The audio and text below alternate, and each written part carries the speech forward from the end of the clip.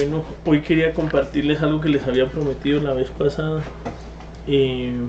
No es completo, pero pues trataré de que sea lo más completo. Es el tema de la sangre. Entonces no está la persona que preguntó o el niño que preguntó que quiera comer la carne y beber la sangre. Vemos que fuera una afirmación de lo que el Señor Jesús nos dijo un día, ¿no? Que gracias a Él y su sangre poderosa fuimos perdonados, rescatados. Tuvimos otra vez acceso al trono de la gracia. Realmente yo muchas veces me he preguntado qué significa la sangre, por qué la sangre de Cristo es poderosa, ¿no? Porque alguna vez alguien me dijo que declarara la sangre. Y pues declarar la sangre, pues uno no le llama yo mucho sentido a por qué la declaración de la sangre de Cristo es algo tan poderoso, o sea, por qué poder en esto.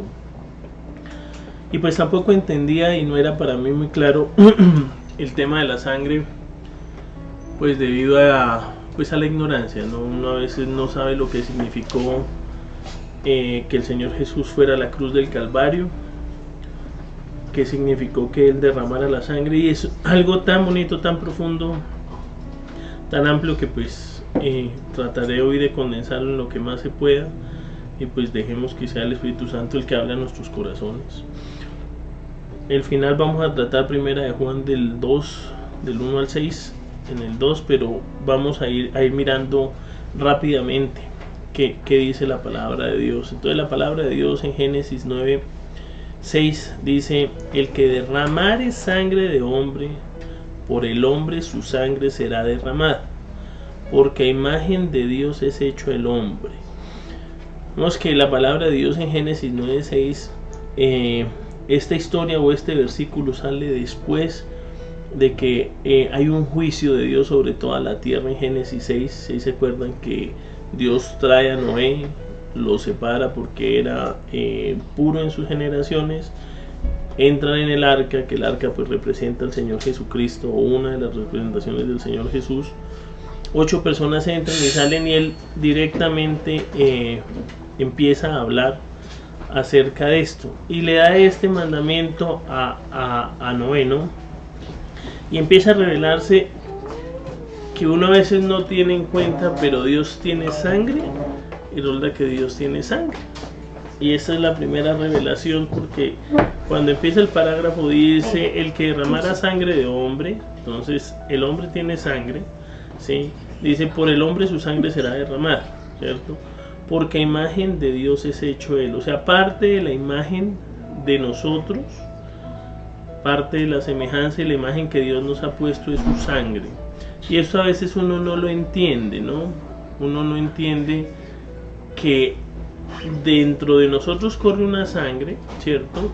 Pero esa sangre, hasta que no es transformada por el Hijo de Dios, no es la sangre de Dios. No sé si soy claro. En la semejanza que tenemos con Dios, no solo tenemos semejanza en lo que somos trinos, trino significa tres, y la parte es en el espíritu, en la mente, que es la misma alma, y en el cuerpo. Dios es un ser trino, Padre, Hijo y Espíritu Santo. Nosotros tenemos esas cosas, somos un espíritu que tiene un alma y que habita en un cuerpo. El cuerpo de nosotros, como lo hablamos la vez pasada, tiene un reloj, un marcador, que es el corazón, y nosotros leemos el tiempo con el pulso. Los que no habían venido, hablábamos acerca que Dios dejó los latidos del corazón como un testimonio perpetuo para que uno vea que la vida se va. Realmente el latido que se da nuevo no es un latido de nuevos latidos, es un latido que se va yendo de los latidos que Dios nos ha otorgado sobre esta tierra. O sea, nosotros nacemos con X cantidad de latidos, solo Dios sabe en su omnipotencia cuántos son, y nosotros realmente desperdiciamos la vida. Esos latidos, si ustedes se dan cuenta, fluyen. ¿Por qué? Porque hay sangre en el corazón. ¿Qué bombea el corazón? Sangre, ¿cierto? Y esa sangre es parte de lo que la imagen de Dios nos dio. Cuando uno empieza a entender qué es la sangre, entonces Strong, como les sabía, fue un señor que trabajó en eso. En la palabra hebrea 1818, o sea 1818, está pronunciada dam. Los que alcanzan a ver la cosita de allá, a ver si puedo sacar acá una... no lo puedo hacer. Bueno, esa palabra hebrea dam significa sangre. La muestro porque si no, no quedo feliz. Estas dos cositas. Presten atención a esas dos cositas porque ahorita van a ver un misterio que Dios hace en esas cosas. En el hebreo la palabra sangre significa dam, ¿sí? Entonces ahí dice como lo que cuando se derrama causa muerte. Entonces parte del significado en el hebreo de la palabra sangre o dam hace que cuando esto se pierde o la sangre se pierde, ¿qué causa? Muerte. De hombre o de animal. Por analogía, también en el hebreo se llama jugo de uva, ¿sí? Figurativamente se llama ¿qué? Derramamiento de sangre. Y también está causal en el homicidio, en la muerte, la sangre o sanguinaria. Entonces esta palabra dam en hebreo tiene todas estas connotaciones. Acuérdense que el idioma hebreo era el idioma que hablaba el Señor Jesús. Y el idioma hebreo fue como Jehová o Yahweh o Yud Hei Vav Heb, como quieran nombrarlo. Él fue el Dios Todopoderoso, nuestro Señor poderoso. Él reveló a Moisés letra por letra en el alfabeto hebreo cuando él escribió los 5 libros, ¿sí? Que significan el Pentateuco o el Tanakh. La segunda palabra que ustedes van a encontrar es Adam, que es el nombre del primer hombre. Si se dan cuenta, Adam tiene las dos primeras más la letra Aleph. Esta es la letra Aleph. Esta es Aleph. Y esta es la palabra Adam, que significa sangre.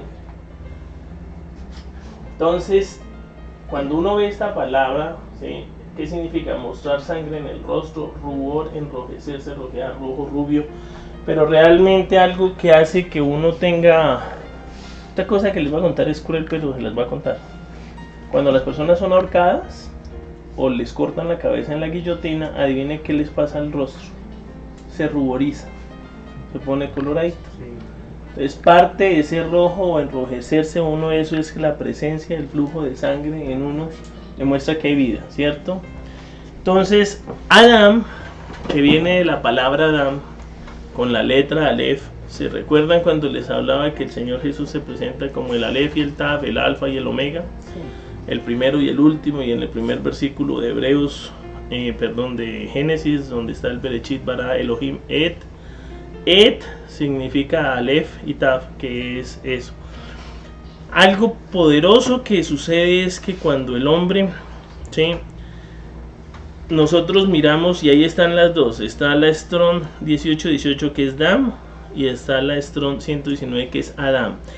Si ustedes ven qué le pasa al hombre cuando uno quita el Aleph, que es Dios, la primera letra del alfabeto hebreo, se vuelve sanguinario.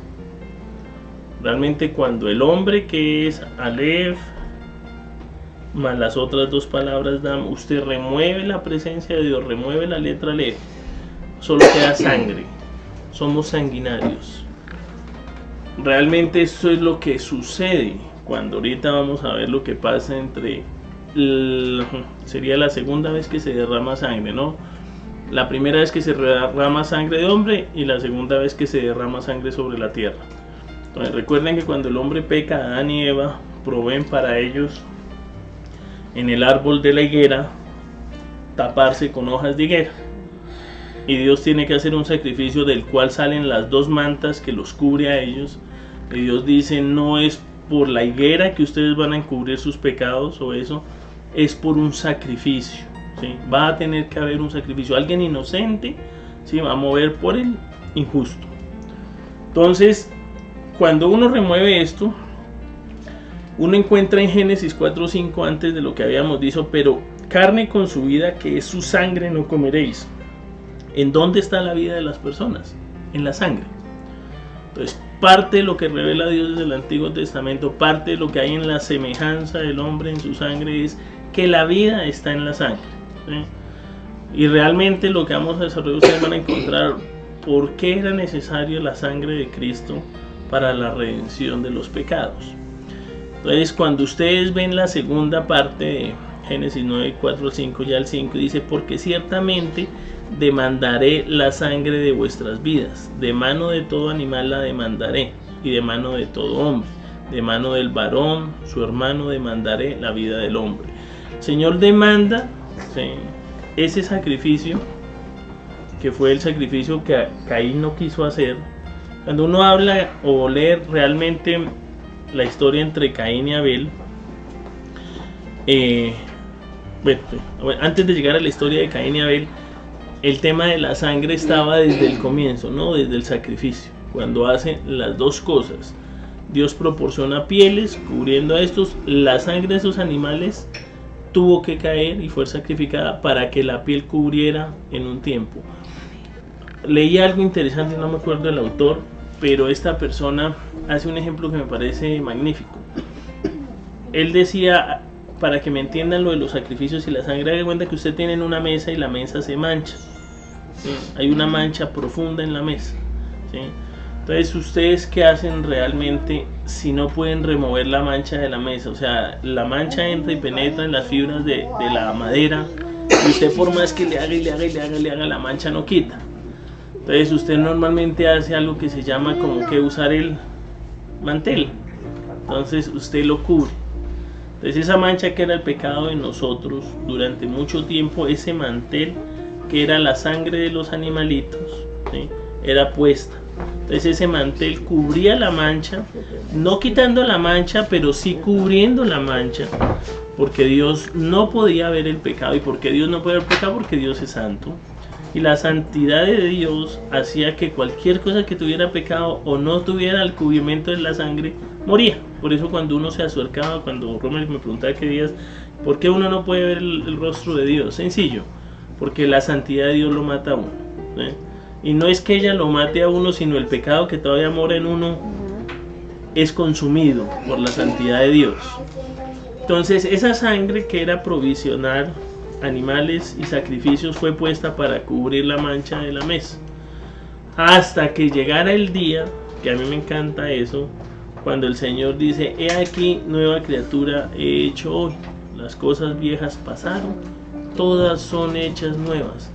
Lo que hizo Dios no solo fue remover la mancha de la mesa, sino la mesa la hizo nueva, la cubrió. También dentro de este autor hacía un comentario que me parecía espléndido. Él decía que un ateo no creía en la sangre de Cristo. Él decía: mire, yo no creo en eso. Ese Señor, si fue que existió, o sea Cristo, hace 2000 años, si eso hubiera sido cierto, el día de hoy no estaríamos en el estado tan lamentable que estamos, donde hay robos, asesinatos, muertes y cosas, que lo hemos hablado muchas veces acerca del reino de los cielos. Por la respuesta de este hombre, a mí me encantó, que él le dijo a este hombre: ¿usted sabe si existe jabón? Entonces el otro pues le dice: sí. Le dice: el hecho de que el jabón exista y ha existido durante todos los siglos no significa que si usted no lo usa, no lo limpie. O sea, significa que si uno no acude a la sangre, como uno no acude al jabón, nunca lo vaya a limpiar. Y el hecho de que existe el jabón, uno se pregunta por qué tanta suciedad por todo lado. ¿Por qué hay personas que no quieren buscar el jabón? Al igual que la sangre de Cristo, hay personas que no quieren buscar ser limpios por la sangre de Cristo. El hecho de que se ejemplifique que hay mucho pecado, muchas cosas, no quita el hecho de la realidad de que la sangre de Cristo es poderosa. Yo creo que es tan poderosa que es donde Dios aún no desata su ira, donde estamos todavía en la misericordia, porque esa sangre hace que Dios mire a través de la sangre de su Hijo y dice: ya todos los pecados son perdonados. El sacrificio del Señor es una vez y por siempre. Él no se está sacrificando todos los días. La cruz del Calvario no se está repitiendo todos los días. La vivencia de la cruz, que es otro tema que de pronto vemos, a veces las personas malentienden el tome la cruz y lleven. Y a veces en la cruz creen que son enfermedades, son cosas que Dios les manda, son pruebas, son cosas. Realmente la cruz es profunda. El tomar la cruz tiene un significado muy grande. Tomar la cruz es el mismo significado de tomar la sangre. Eso fue un acto que Dios hizo, y uno tiene que recordar que uno está muerto al pecado y vivo para Dios, para Cristo. Entonces cuando aquí vemos en 1 Corintios 15:47, vemos dos diferencias. Aquí es igual que el de la mesa, ¿no? Entonces el primer hombre, que es Adán, que como lo veíamos, cuando Adán rompe el Aleph o rompe la relación con Dios, ¿qué se vuelve? Sanguinario, ¿cierto? Sí. Cuando el pecado entra, se fractura, ¿qué queda? Un hombre sanguinario sin Dios. Y lo que hace la cruz del Calvario es que el hombre vuelva a ser hombre. Y empieza el segundo hombre, que es Cristo, ¿sí? Que es el Señor, que es del cielo. Lo sanguinario y terrenal quedó en la tierra, de donde el hombre fue hecho, porque el hombre fue hecho del polvo. Y el segundo hombre, que es Dios encarnado en hombre, ¿sí? Que viene del cielo, él empieza a traer la reconciliación del hombre con Dios. O sea, hacer otra vez Adán. Esa letra Aleph, préstele mucha atención porque es la primera letra, es la relación con Dios. Si no está, ahí empezábamos que Jesús es el alfa y la omega, ¿cierto? Donde él se refiere como que es el alfa y la omega. En el último libro del Apocalipsis, digamos que es la primera vez que se revela este misterio, cuando el apóstol Juan escribe la revelación de Jesucristo, ¿sí? Él dice: Juan, a las 7 iglesias que están en Asia, gracia y paz a vosotros, del que es, del que era y el que ha de venir, y de los 7 espíritus que están delante de su trono, y de Jesucristo, el testigo fiel, el primogénito, o sea, el alfa de los muertos, el soberano de los reyes, el que nos amó y nos lavó ¿de qué? De nuestros pecados con su sangre. Aquí empieza uno a entender que la sangre realmente lava y limpia el pecado. El Señor Jesús, que es el primero, el que es, el que fue y el que ha venido. Fíjense que el apóstol Pablo no dice el que fue, sino el que es. Él empieza diciendo: Él existe, Él es. Él no ha sido, Él es presente, Él es. El que fue, para que no se olviden quién fue, su misericordia, su cruz y su rescate. Y el que ha de venir, que es su segunda venida, diciendo: el Señor viene. Él le dice que es primogénito de los muertos y soberano de todos los reyes de la tierra. La soberanía de Cristo sobre todas las cosas es perfecta, sublime y única. ¿Sí? Él es soberano de los reyes. A mí me encanta esto, porque uno dentro de la tierra, el que más ve alto, ¿a quién es? A los reyes. Uno dice los reyes, presidentes, y uno como que se ve chiquito, pero hay alguien que es soberano sobre todos los reyes de la tierra, que es Jesús. Y dice algo maravilloso que a mí me encanta, dice: al que nos amó, nos lavó. O sea, yo no estoy esperando que Dios me ame por algo que yo haga. Dios ya me amó. O sea, uno se puede acercar a Jesús diciéndole: Señor, gracias porque tú nos amaste. No, gracias Señor Jesús porque he corregido mi vida y ahora sí me vas a amar. No, Él nos amó. Desde el principio nos ha amado. Acuérdese en Juan 3:16 que uno a veces se olvida. De tal manera amó Dios al mundo, que dio a su Hijo unigénito, para todo aquel que en Él cree no se pierda, mas tenga vida eterna. Él nos amó. Y algo que hace su amor es ¿qué? Lavarnos de nuestros pecados con su sangre. Ahora empiezo a entender realmente que la sangre de Cristo es tan poderosa que hace cambiar la genética de uno. Yo no sé si ustedes entienden esto. Cuando una mamá tiene un bebé, la sangre de la mamá no pasa al bebé. ¿Sí sabían eso? La sangre de la mamá circula y ella alimenta la sangre de la placenta, pero el bebé tiene su propia sangre. Muchas veces los bebés tienen sangre totalmente incompatible con la mamá, que le causan problemas de anticuerpos. Pero el bebé dentro de la matriz de la madre es único en su sangre. ¿Y adivinen quién pone la sangre del bebé? El hombre. Realmente cuando uno ve ese misterio dentro del Señor Jesucristo, María tenía a Jesús, pero la sangre de María no era la sangre de Jesús. Para no contaminar. No solo para no contaminar, porque las mamás no lo contaminan, sino lo alimentan. No transmitir el pecado. Si Jesús hubiera nacido de sangre de hombre o voluntad de hombre, Él hubiera nacido con la Aleph quitada. El hombre sanguinario, el hombre sin sangre. Él hubiera nacido, a mí no me gusta la palabra contaminado, pero usted la tiene como contaminado, hereditando el pecado. La genética de Jesús había sido contaminada. Él tenía que ser tamim. Tamim en hebreo significa sin mancha y único genéticamente, o sea, sin defecto. Jesús, al ser concebido por el Padre, tiene la sangre del Padre. ¿Sí? Jesús también tiene otro misterio. Jesús, a diferencia de Adán, miren lo chistoso. Adán, que fue creado de la tierra, ¿sí?, de las manos de Dios directamente, Adán no tiene ombligo, que lo veíamos la vez pasada. ¿Sí? Adán no tiene ombligo, no tiene esa permanencia o conexión con una madre. Jesús sí tiene ombligo, y el Señor Jesús tiene permanencia y conexión en una madre. Y uno entiende por qué tenía que ser así, porque así iba a ser profetizado, y así fue profetizado. Génesis 3:15, acuérdense que dicen, de la semilla de la mujer, ¿sí?, contenderá la semilla del otro, y esta semilla aplastará la semilla de la cabeza de la serpiente. Él tenía que haber nacido, una cosa, de donde Satanás se aprovechó, que fue de la mujer, de ella iba a nacer quien iba a aplastar. Qué justicia tan impresionante la de Dios, qué justicia tan perfecta, ¿no? De la mujer, ¿sí?, conectada a su hijo, nace la semilla que es hijo, que aplasta la semilla del varón. Pero este niño era perfecto, Jesús era perfecto en todo su esplendor, con la sangre totalmente y la genética del Padre, totalmente humano, que eso es algo que uno a veces no cree. No, uno dice, lo que pasa es que Jesús fue Jesús porque Jesús era Jesús.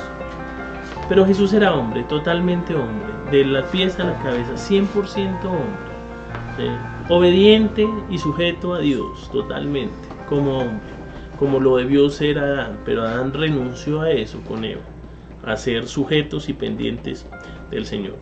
En Apocalipsis 1:8, Él se revela como el alfa y el omega, el principio y el fin, dice el Señor. El que es, o sea, Él está ahorita, Él es, Él fue, que fue la cruz del Calvario, y el que ha de venir, que es la segunda venida, el Todopoderoso. Y ese misterio que ahorita hablábamos, que nació, Juan 1:14 lo revela. Dice, aquel verbo, o sea, Jesús, la palabra de Dios, fue hecho, ¿qué? Carne. Habitó entre nosotros y vimos su gloria, gloria como del unigénito del Padre. A mí me encanta la palabra unigénito, porque unigénito no solo significa perteneciente o eso, sino que tiene que nacer, ¿sí? Jesús nace del Padre, el corazón del Padre. Él es el mismo Señor, Dios poderoso encarnado, lleno de gracia y de verdad. Trae las dos cosas más grandes y poderosas que hay, la gracia y la verdad. ¿Se acuerdan que decían, por Moisés conocimos la ley, pero Jesús trajo la gracia y la verdad? ¿Cuál es la gracia? Que por su sangre fuimos perdonados y redimidos. ¿Cuál es la verdad? Que ya no estamos sujetos al pecado y podemos vivir una vida ¿para quién? Para Dios. Después, cuando ustedes cuentan en los Hechos de los Apóstoles 20:28, miren lo que dice el apóstol Pablo. Dice, por lo tanto, mirad por vosotros y por todo el rebaño que en el Espíritu Santo os ha puesto por obispos. Esto normalmente uno lo lee y dice, eso es para pastores, ¿sí o no? Pero eso no es para pastores, es para las familias, para las personas a las cuales Dios, a un hombre y a una mujer, se les ha dado hijos y hijas, ¿sí?, para apacentar la iglesia del Señor, la cual Él ganó por su propia sangre. Esto es un tema de pertenencia. Yo a alguien le decía una vez, ¿quién sabe de ustedes cuánto valen ustedes? ¿Cuánto vale uno? Es una de las preguntas. ¿Qué precio tiene uno? Uno valió la vida del Hijo de Dios, uno valió la vida del Dios mismo. Ese fue el precio por el cual Él nos compró, nos redimió, nos rescató.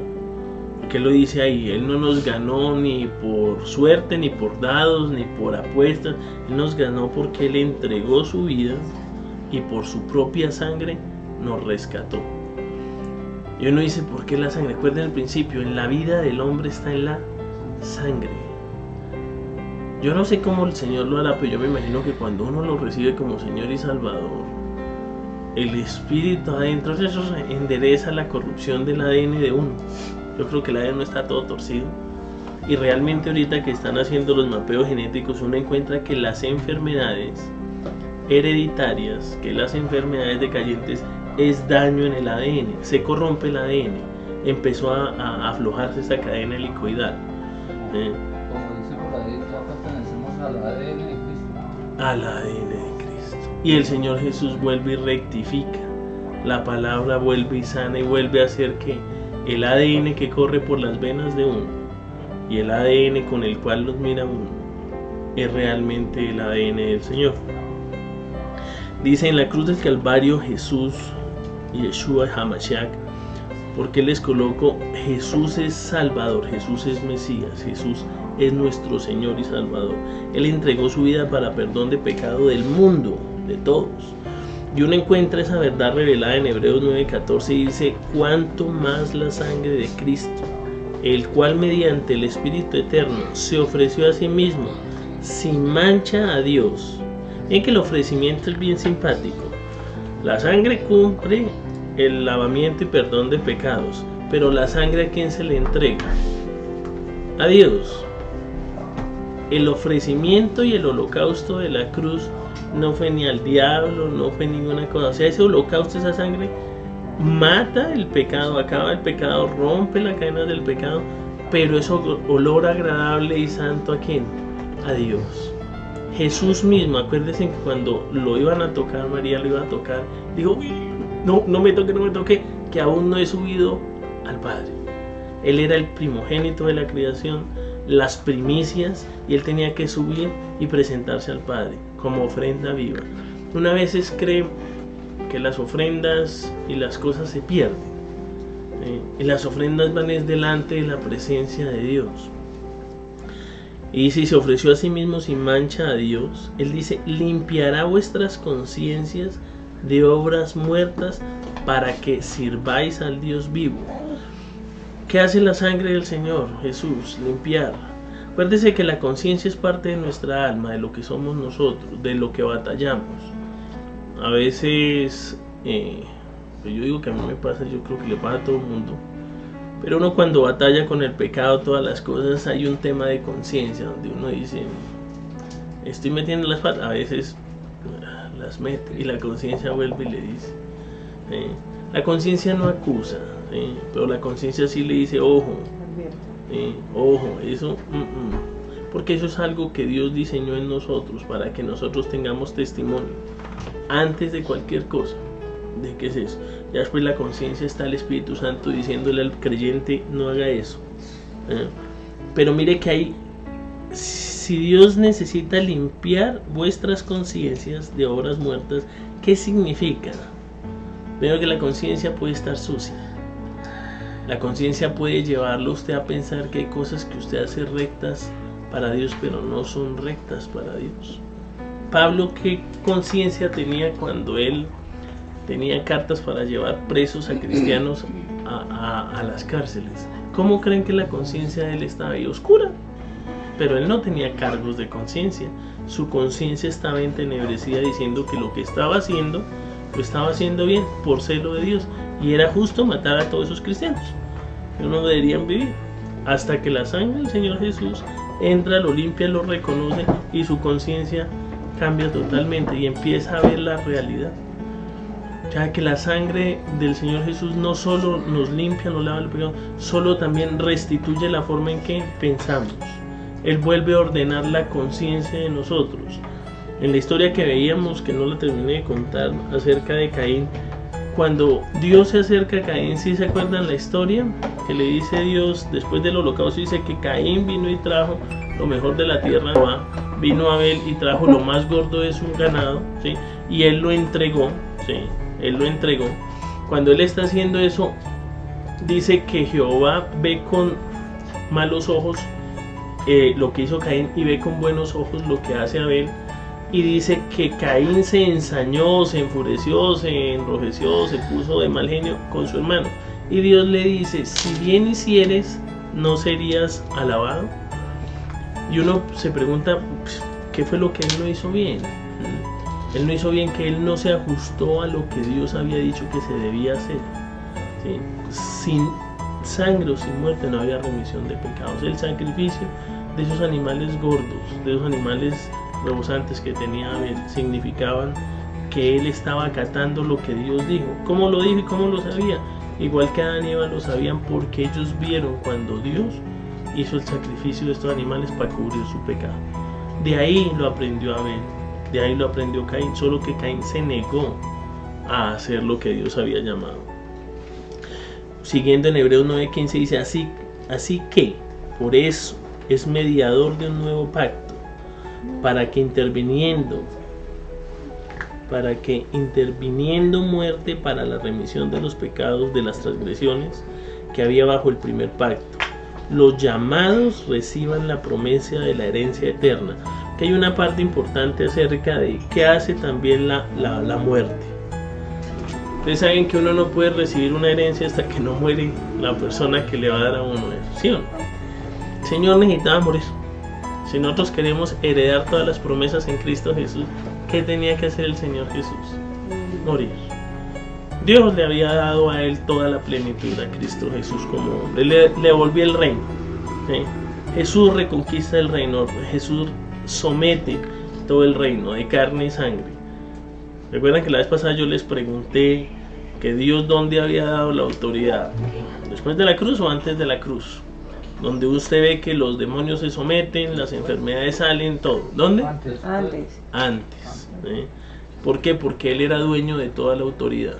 Pero él, para dejársela a los creyentes de la iglesia, para dejárselo eso, él tenía que morir para que esa herencia nosotros la recibiéramos.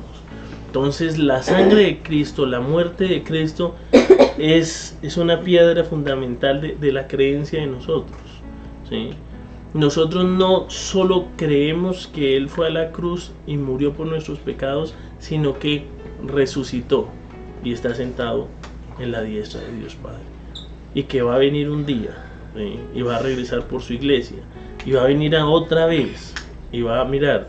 La gente a veces dice que Dios no viene 2, 3 veces y que hay primera y segunda venida y no hay más. Realmente el Señor vino más de 2 veces. A Pablo se le presentó, tuvo que venir. ¿Sí o no?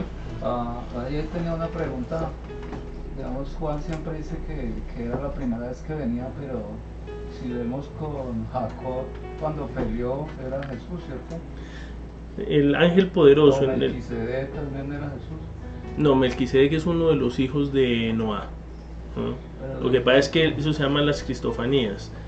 En una sí hay apariencia, que se llama el ángel poderoso de Jehová. Cuando uno ve en el Antiguo Testamento la aparición del ángel de Jehová, sucede a Abraham una vez. Melquisedec es hombre, ¿sí? ¿Sí? Porque dice que no tiene generaciones. Digamos que las personas no han entendido el que no tenga generaciones, que sea como el Señor, pero realmente ¿cuál generación tiene Noé si la tierra se había acabado hacia atrás? O sea, él empieza una nueva raza y viene hacia ahí. Con Jacob también. ¿Con quién? Con Gedeón. Me dicen que es una cristofanía.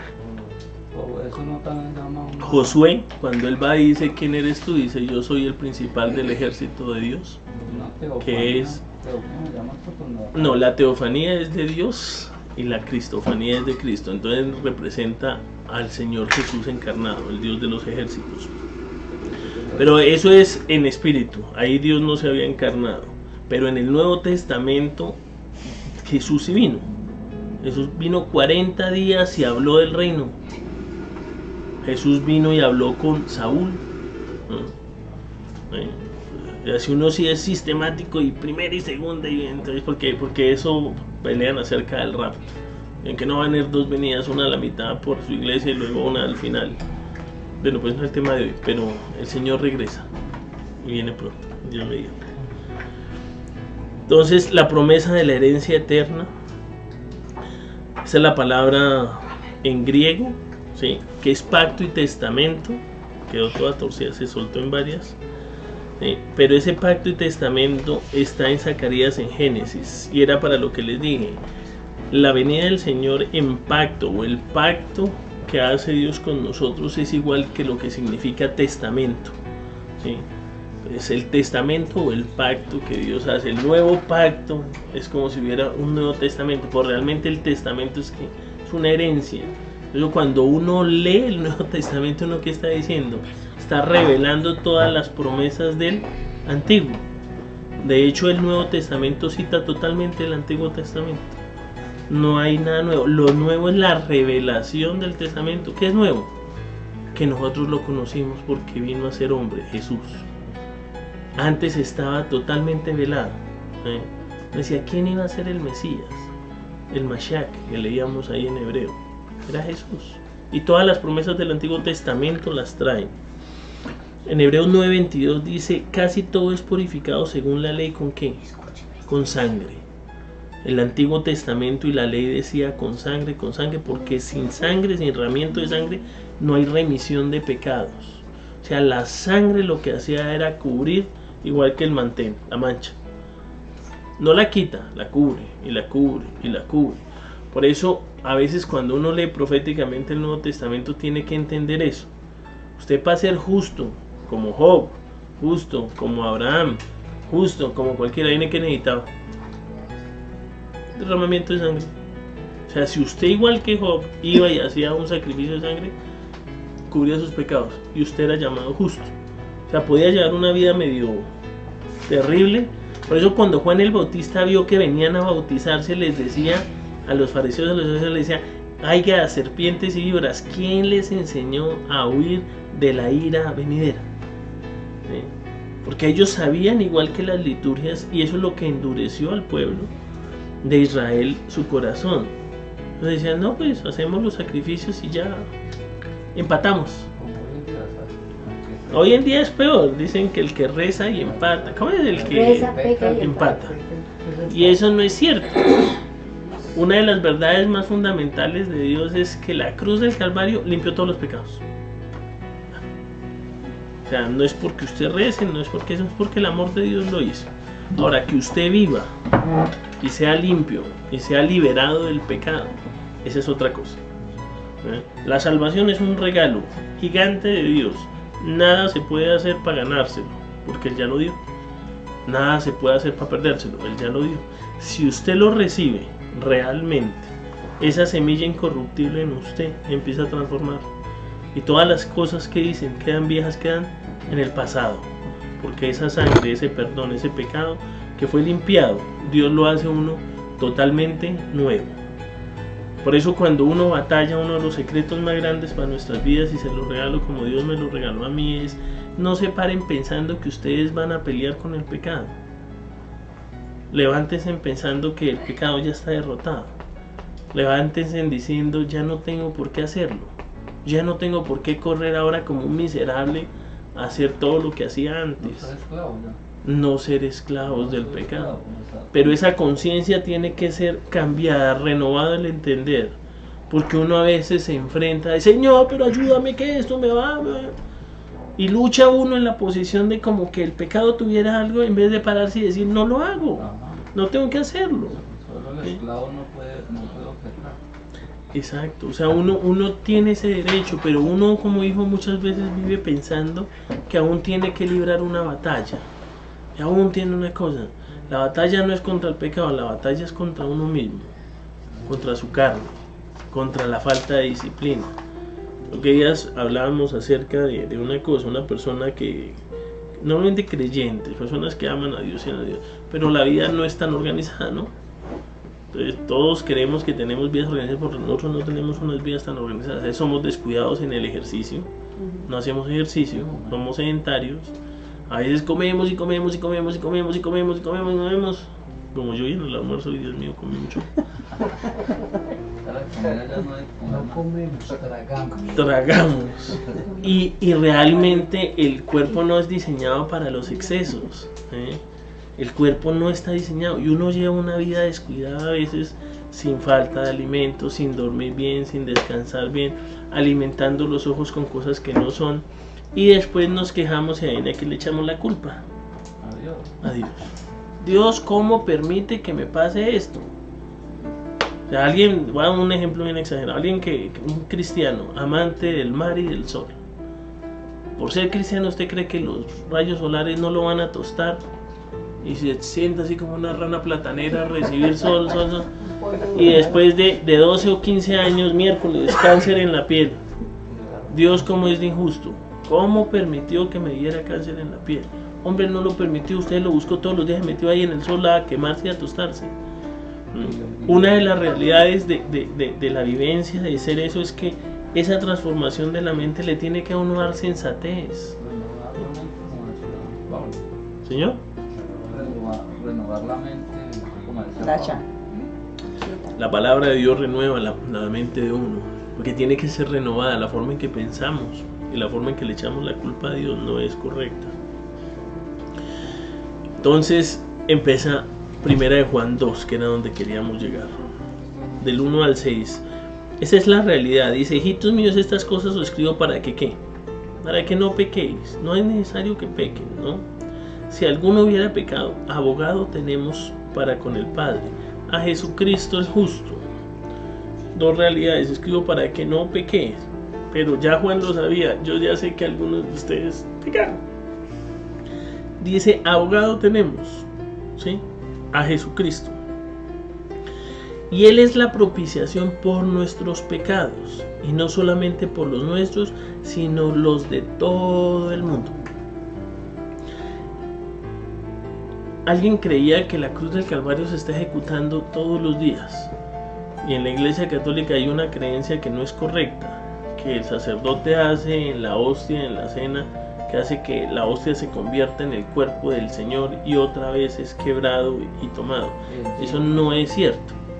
Yo no me acuerdo cómo se llama, la transubstanciación.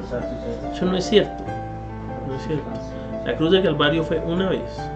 Una vez se derramó la sangre de Jesús, no dos, una vez. La sangre de Jesús no se está derramando todos los días por los pecados de los hombres, ¿no? Esa sangre ya cubrió todo. La decisión de vivir en el pecado o de no vivir en el pecado es de uno diario, ¿no? Pero la verdad es que uno no tiene que acudir ya al pecado. Uno ya no está bajo el yugo del pecado, ya no es esclavo del pecado. Me encanta eso de la mesa.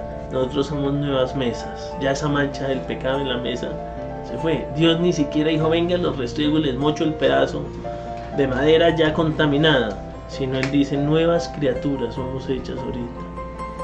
A mí eso me parece uno de los regalos más grandes que Dios pudo hacer. Y en esto sabemos que nosotros le conocemos y empieza todo el tema de desarrollarse ahí. Si guardamos los mandamientos ¿dónde están escritos? En la palabra de Dios. Yo les digo, no dejen por fuera el Antiguo Testamento, ¿sí? Muchas veces a nosotros nos decimos: no, es que estamos en el Nuevo Pacto. En el Nuevo Pacto. Entonces el Nuevo Pacto no nos permite saber del Viejo Pacto. Y ese es un error. Jesús dijo: yo no vine a abrogar la ley, sino a cumplirla. Y los mandamientos no están escritos en el Nuevo Testamento, excepto uno.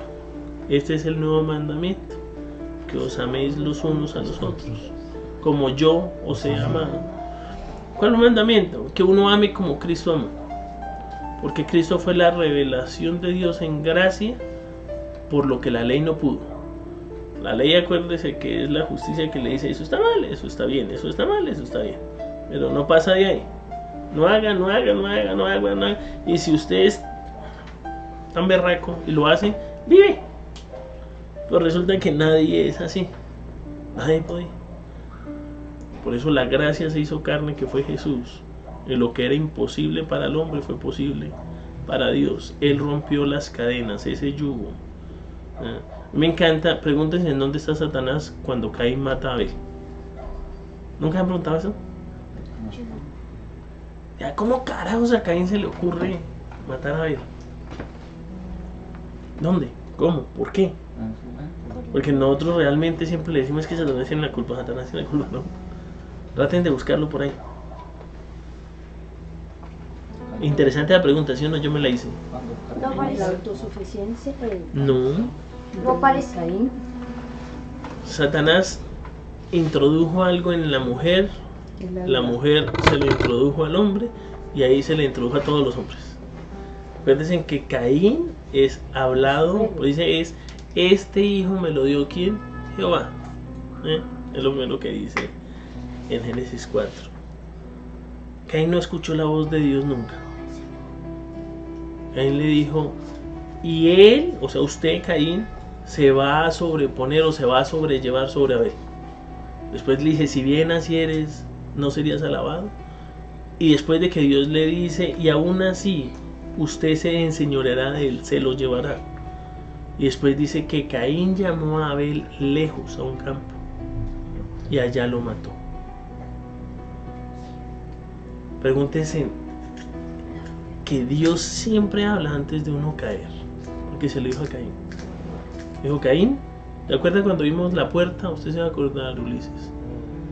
La primera vez que aparece la palabra puerta es en Génesis 4. Dice, aquí el pecado está a la puerta, Caín. Y aquí el pecado está a la puerta. Aquí sí, en Génesis 4, papá. Y aquí el pecado está a la puerta. Caín no escuchó. Yo hubiera escuchado, oiga, si bien hicieras, ¿qué fue lo que amargó tanto a Caín que se enseñoreó, se ensañó contra Abel? Yo creo que eran muchas de las cosas. A mí me parece eso espeluznante. Que la voz de Dios le dijo, Caín, el pecado está a la puerta, no la cruza. Pero le hace una cosa, aún de eso, usted se va a enseñorear de él. Y dice que él lo toma y derrama la sangre de su hermano. Y le pregunta a Dios después a Caín, ¿dónde está tu hermano? Y él le dice, ¿acaso yo soy guarda de él? ¿Acaso yo soy el que lo guarda? Y le dice, Caín, la sangre de su hermano, clama desde la tierra. La sangre del hermano. Cuando una persona es asesinada, muerta, cortada de alguna manera, se cortan sus generaciones. Abel iba a tener hijos y sus hijos iban a tener hijos. Y esos hijos, cuando una persona es cortada de alguna manera, toda esa generación se pierde. Una vez no alcanza a ver la magnitud del asesinato y del derramamiento de sangre. Y todo por el mismo error que su papá y su mamá tuvieron en el jardín.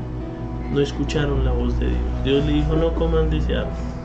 A Caín le dijo, no cruce de esa puerta. O sea que el diablo estaba en la puerta.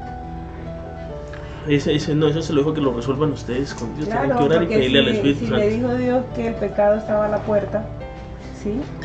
O sea, no estaba en él, sino... Sí, El diablo estaba ahí acuérdense que esperando pecado la puerta. significa errar.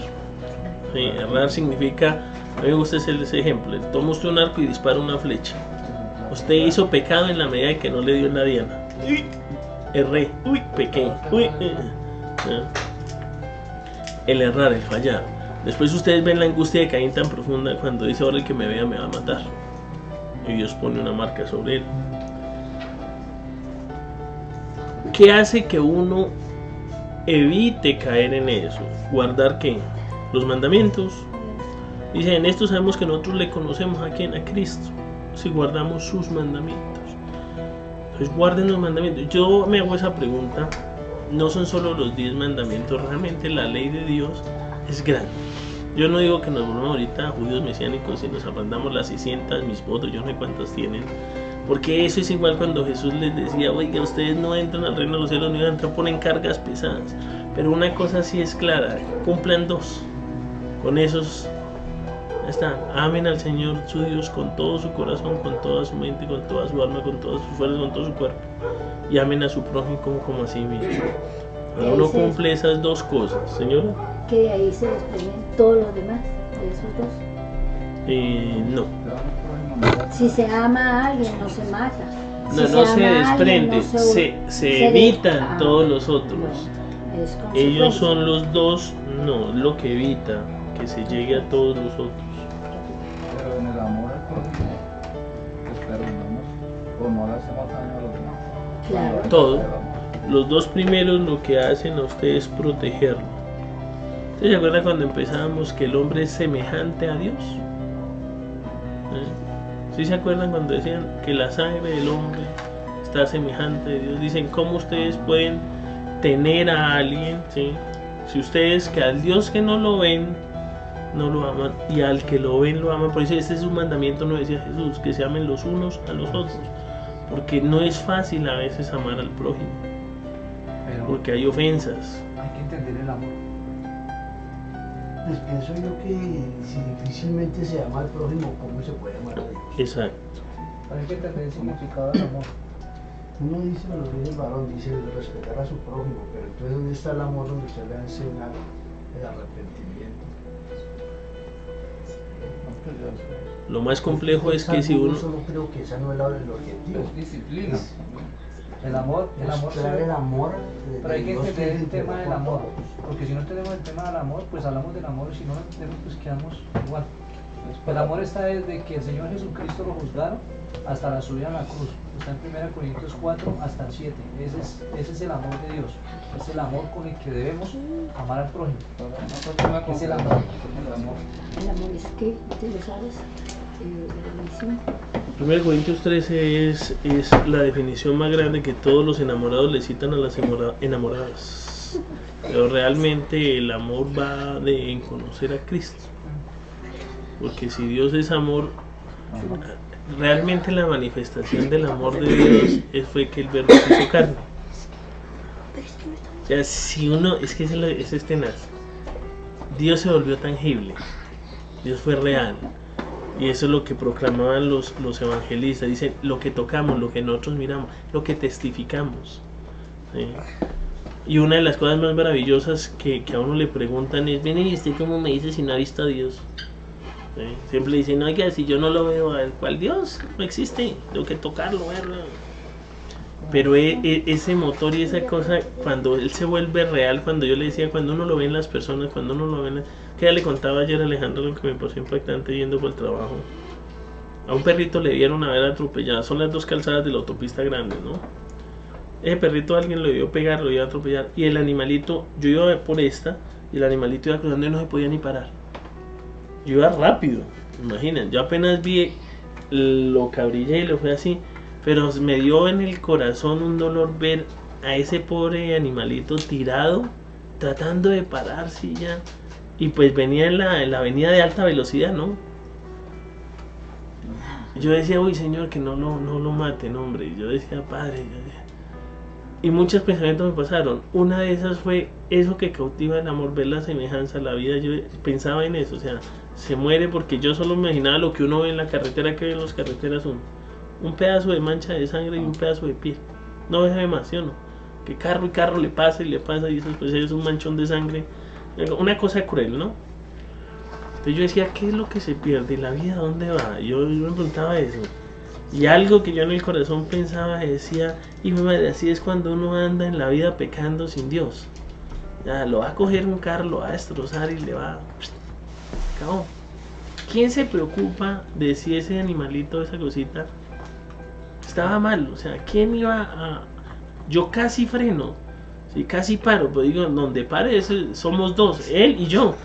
Le dije, no puedo, sigo. Pero realmente la reflexión era, no somos más que sangre y carne y sangre. Después de que usted lo licúan en una licuadora, queda un pues sangre, carne, huesos, pedazos, no hay más.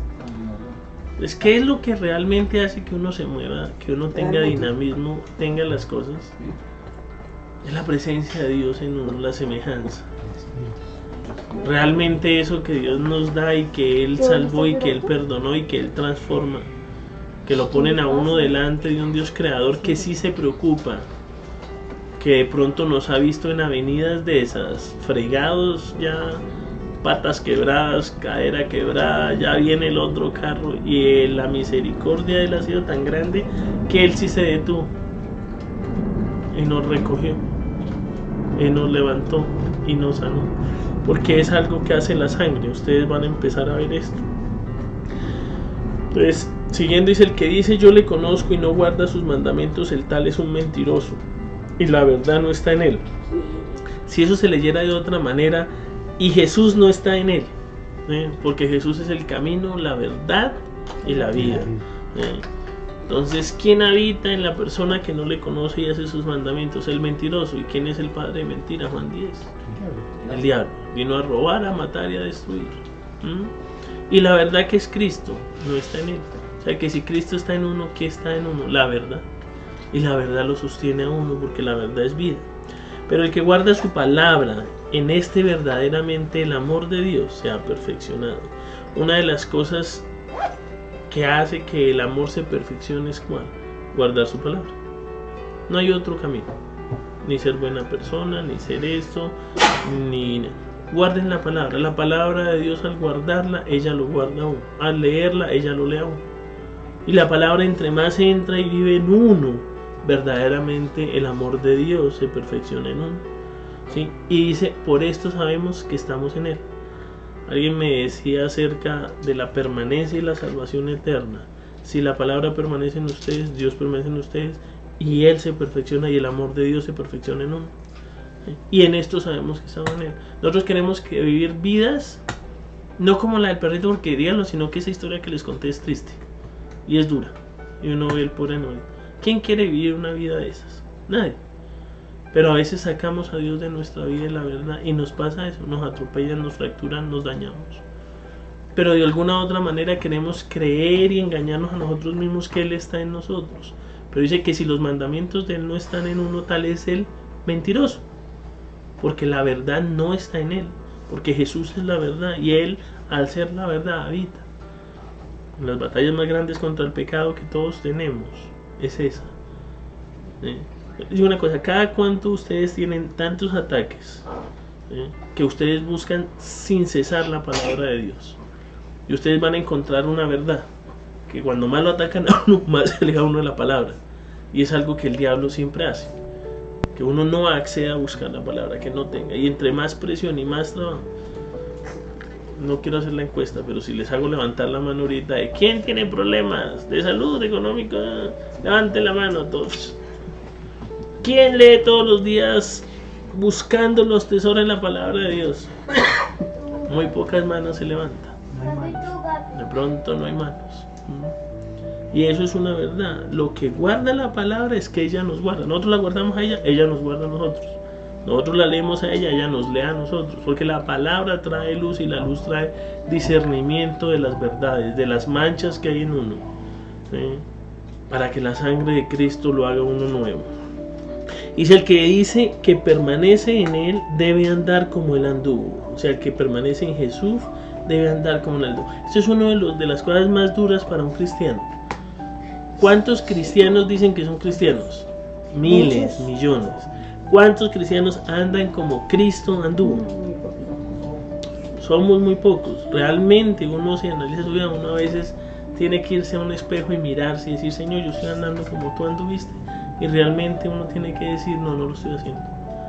Y pues no quedarse en el lloriqueo, no lo hago, sino, Señor, venga, lo hago, venga, guardo la palabra, venga, empiezo a permanecer en ti. Empieza a hacer los frutos de la luz. Jesús es la luz. Cuando usted lee 1 Juan 1:7, ¿qué pasa? Pero si andamos en la luz como Él está en luz, tenemos comunión los unos con los otros. Y la sangre de Jesucristo, su Hijo, nos limpia de todo pecado. Cuando nosotros veíamos que la sangre y la luz están asociadas, ¿a qué? A que la luz trae revelación en uno. Y uno dice, miércoles estoy sucio. ¿Y necesito qué? Jabón para limpiarme. Y ese jabón es la palabra. Ese jabón lo trae la sangre de Cristo, que es la que ¿qué? Nos limpia de todo pecado. Mire, la sangre, la luz y la palabra no están separadas. Cuando Jesús dijo, yo soy el pan de vida, es alimento. Yo soy la luz del mundo, Él es la luz. Yo soy el amor, Él es el amor. Yo con mi sangre los limpio, porque es el sacrificio. Él conjuga todo eso, el verbo hecho carne. Es de lo cual nosotros nos alimentamos, porque si no morimos. Jesús es nuestra justicia. ¿Qué hace la sangre de Cristo? Dice, a quien Dios, eso está en Romanos 3, 25, 26, a quien Dios puso como propiciación por medio de la fe en su sangre. Uno tiene que tener fe o creencia en que la sangre de Cristo sí lo puede perdonar. Ahí viene lo que les decía al principio. Cuando me decían, cúbrase con la sangre de Cristo, yo decía, pero ¿cuál es el significado de cubrirse? ¿Cuál sangre? ¿Cuál sangre? Es esta sangre que trae ¿qué? Perdón, limpieza, restauración. Porque ella manifiesta ¿qué? La justicia de ¿quién? De Dios, a causa de haber pasado por alto en su paciencia los pecados pasados. Cuando la sangre de Cristo lo cubre a uno, los ojos de Dios lo miran a uno como si uno fuera Cristo, y se sonríe Dios. y dice, ay, un hijo, ese es mío. Pero si la sangre de Cristo no lo cubre a uno, la ira de Dios se manifiesta sobre uno. Y viene, y pasan cosas, con la mira de manifestar en su tiempo su justicia, a fin de que Él sea el justo, el que justifica al que es de la fe en Jesús. ¿Qué significa eso? Que nosotros creemos que la sangre nos limpia.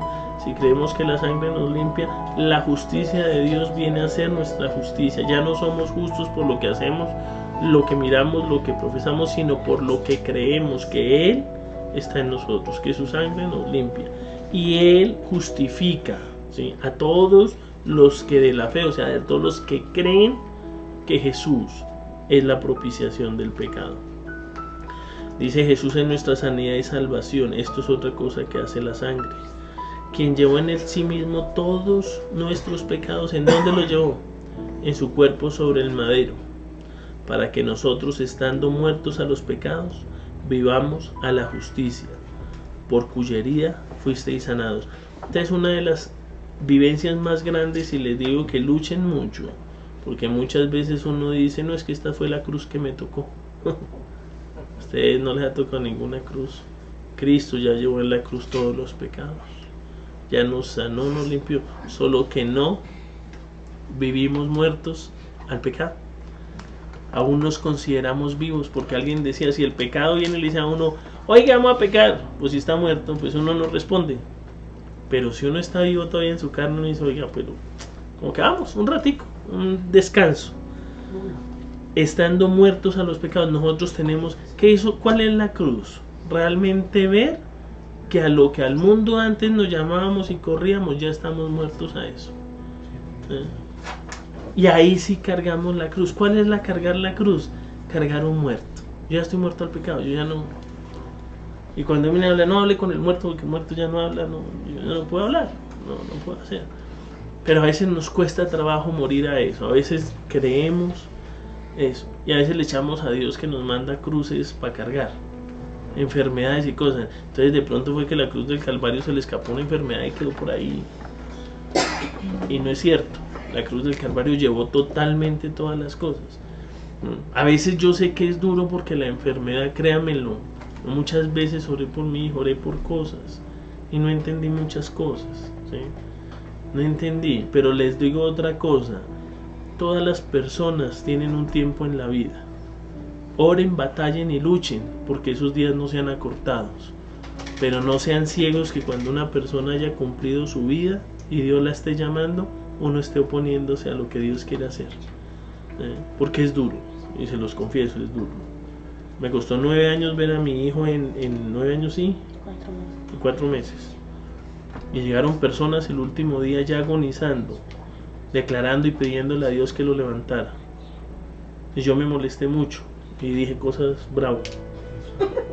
Yo ya había entendido en mi corazón, después de 9 años en una cama, tirado y tendido, sin poderse mover, y alguien viene a decirle a uno no, que no es la fe. Dios lo levantó a la cercanía, Él es una realidad. Lo que le dije, después de la mancha que queda este animal en el piso, uno no es eso, uno no es un pedazo de carne y sangre. Uno es valioso a los ojos de Dios. Dice que su santo, la muerte de los santos a Dios es valiosa. ¿Cuáles son las batallas que uno debe pelear con el diablo realmente? Que él sí quiere acortar la vida de las personas. Quiere matar niños, quiere matar jóvenes, quiere matar personas que no han cumplido su propósito en las cosas. Con eso se debe batallar. Se debe orar, se debe sanar, se debe decir, y ser suficientemente transparente para entender cuál es la voluntad de Dios. Bueno, miren que la voluntad de Dios es tener a alguien enfermo y tirado, porque no es voluntad de Dios. A veces vivimos vidas descuidadas, a veces vivimos vidas que no son tan agradables. Los que tomaron, los que fumaron, los que hicieron drogas, hombre, hay una cantidad de cosas que uno hizo que... Yo digo, la voluntad de Dios no es que yo tenga luxada 2 cositas en mi columna, pero yo sí que fregué cuando chino, hice fuerza, salté, peleé, moví, ahí me las fregué. Dios quiere restaurarlo, sí, claro, y lo sana uno, y lo tiene a cosas. A veces uno también tiene una vida descuidada porque ni siquiera ora por eso. No, ay, me dio el dolor y uno... Sí, gracias a Dios hace el ibuprofeno. Cuando no le alcanza a uno la fe para no sacar esa gana, pues écheselo y ya, y bendiga al Señor. Y un momento, yo que ya le contaba a usted, ay, me dolía, ya que me había quitado el Señor el dolor, pero yo tenía 2 ibuprofenos en el bolsillo. ¿Y qué hice? Pues los mandé yo, ay, ¿para qué me estoy tomando 2 ibuprofenos si ya no tengo dolor? Okay. Pero es la reacción humana de ibuprofeno, dolor, entonces venga, me los tomo. Ayudarle a Dios. ¿Ah? Ayudarle a Dios. Sí. Pues a uno. Pero hacerlos. Ayudarle a Dios. ¿Puedo hacer una pregunta sobre la sangre? ¿Es apropiado usarla, digamos, que muchas personas la usan que para cubrir la casa, que para reprender? ¿Es apropiado o no? ¿O solo la sangre es para perdón de pecados? No, fíjese que él decía acá, Pero ¿cómo dice, así? O sea, se sacan la sangre y ¿cómo? no, Señor cubre con tu sangre, Señor cubre con tu sangre. Ah, yo pensé que agarraba la sangre literal. Pues apropiado usar la sangre de Cristo, digamos, la palabra, digamos que la sangre de Cristo cubra esta casa para que no se... Pero escuche, dice, a quien Dios puso como propiciación por medio de la fe en su sangre. Si usted cambia la palabra fe por creer, ¿qué haría uno? Que Dios puso como propiciación, o Dios entregó como ese regalo, que por medio de los que creen en su sangre, para manifestar justicia. Realmente, cuando alguien, por ejemplo, lo están robando y uno dice, Señor, cúbrelo con tu sangre, ¿qué está haciendo el que lo roba? Una injusticia. ¿Qué está uno pidiéndole a Dios que haga con esa persona? Que haga justicia. ¿Cómo? Dice, a quien Dios. ¿Quién puso la sangre? La sangre no la pidió ni usted, ni la pidió él, ni yo. La sangre la puso Dios. Dijo, mire, se acabó este juego. Yo ya sé que así nazcan 6.000 billones de personas en la tierra, ni una, ni todas muriendo, pueden salvarse del pecado. Que todos están comprometidos. ¿Sí? Me toca mandar a mí, ¿a quién? A Cristo, mi hijo, hacerme yo carne allá. Entrar en ese reino de carne y sangre, y alguien de ese reino, clamando ese reino, tomando apropiación del reino, va a entregar su vida y su sangre va a cubrir para que haya justicia. Porque lo que hace el Señor es que si usted no es hijo, yo le preguntaba, esa es una experiencia de mi vida. En este parque una vez venía yo a las 10 de la noche y nos salieron a robar. Venía yo con mi prima. Ahí me salieron piernas de donde no tenía. Mi pobre prima se quedó atrás. Y yo salí y no me atraparon. Eran como 12 muchachos pandilleros, me iban a robar. Y yo salí corriendo y yo entré acá en esta cuadra y yo recuerdo diciendo, papá, ayúdeme. Ahora les voy a decir cuál es la verdad. Yo no tenía papá porque mi papá me dejó a mí a los 5 años y yo tenía 16. Ese papá, ¿usted cree que alguno de esos muchachitos pasó esa calle?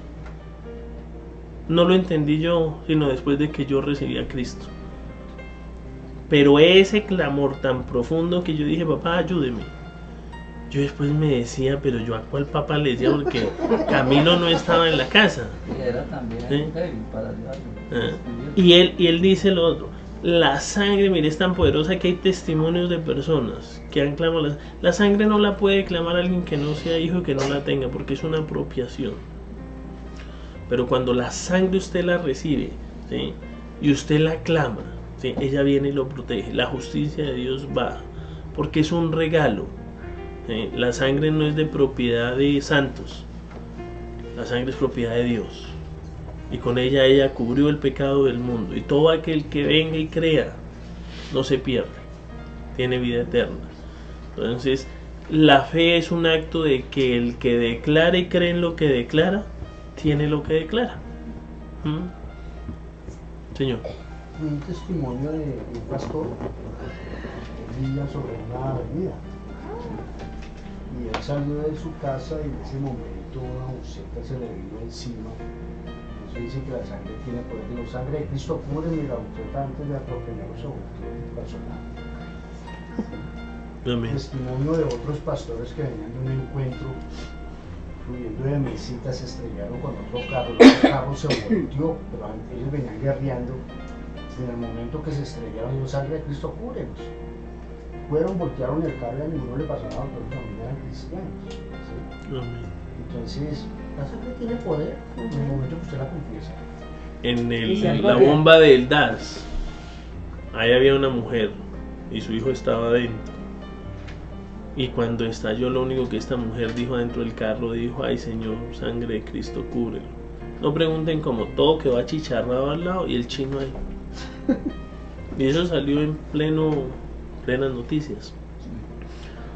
Yo le digo, yo he cubierto con la sangre y la he declarado y la he creído. Y creo que su sangre tiene poder.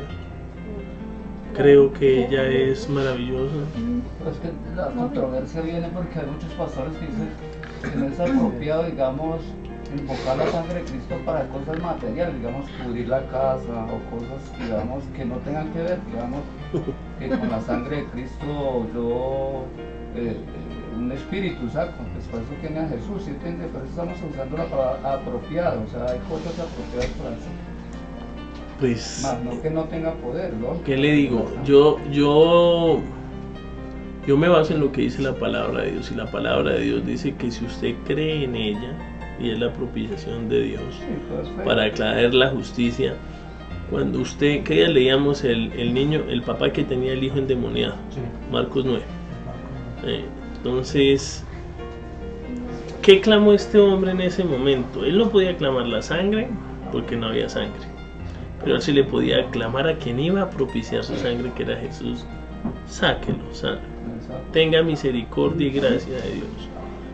Realmente, hasta que uno no ve las cosas apretadas, uno ve. Hay personas, temas de fe, hay personas que creen que Dios creó el universo, el cielo, la tierra y todas las cosas, sin tener la magnitud de lo que es el universo, que ya admirábamos más o menos qué es el universo, y no se puede entender en el cerebro, ¿sí? Y veíamos las proporciones de los planetas. Pero usted cree que son capaces de creer que pueda proveer para un arriendo, que es natural. Entonces, ¿para qué bajamos a Dios, que es el Todopoderoso, creador del cielo, y le pedimos para algo material? Mire, Dios lo dijo, no se afanen, ¿sí? Pues cada día tiene su propio afán, ni por lo que comen ni por lo que visten. Traiga el reino de Dios y su justicia. Y la justicia del reino de Dios se fue hecha carne. Su sangre fue entregada por eso. Porque en el reino, cuando usted tiene hambre y le duele la barriga, a veces no se quiere acercar al Señor, ¿sí? Y antes se aleja, porque usted dice, si Dios fuera bueno, yo no estaría pasando las que estoy pasando, ¿sí? Si Dios fuera bueno, lo que ahorita hablábamos, si Dios fuera bueno, Dios fuera bueno, si Dios fuera bueno. Y resulta que los que retienen la comida, los que no pagan los salarios, los que se roban la plata del uno al otro, no son de Dios, son personas de carne y sangre, de este reino material. Por eso es tan apropiado en este reino material clamar la justicia de Dios, declarar su vida donde había muerte, declarar su sanidad donde no había sanidad, declarar donde hay enfermedad, sanidad, donde no hay prosperidad, prosperidad. Porque Él es el que trae todas esas cosas, porque su reino y su justicia, al ser añadidos, vienen en Él. Eso es un paquete completo. Y para entrar por ese paquete completo se entra por solo una cosa, porque Él fue la propiciación de Dios por nuestros pecados. Eso es lo que hace que uno clame delante de un Dios justo. Yo le digo, yo como papá, si a mí mi hijo me pide algo, yo le digo a mi hijo, no, solo me puede pedir cosas mentales, espirituales, porque lo natural no se lo puedo dar.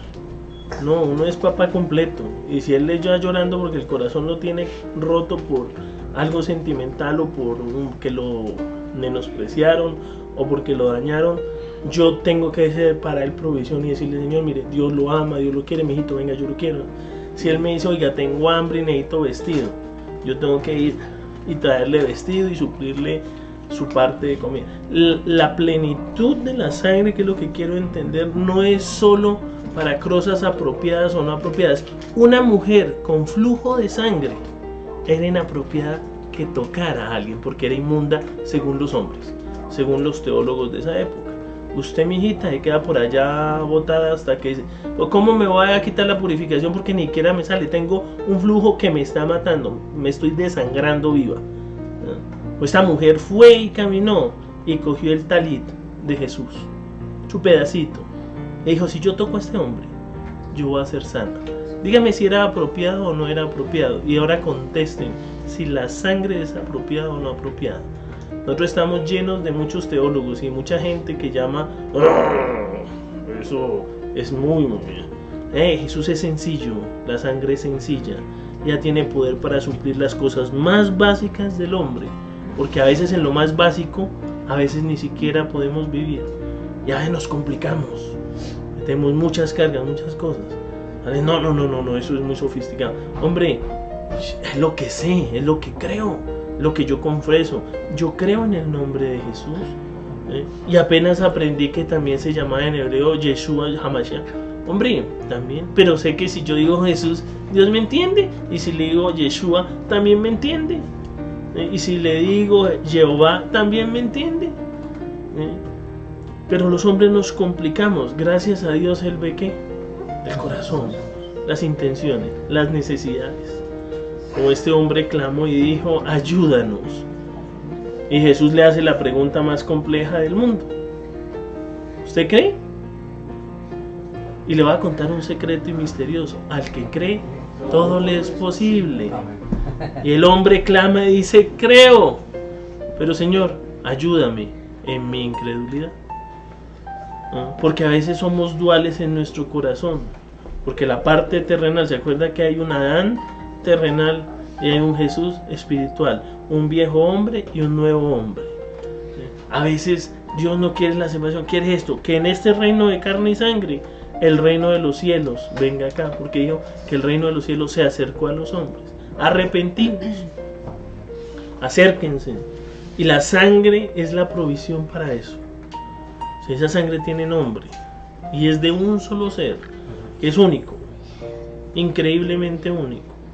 Dios poderoso, Dios amoroso, y es su nombre Jesús, Jesucristo, el Hijo del Dios vivo. Yeshua también le dice.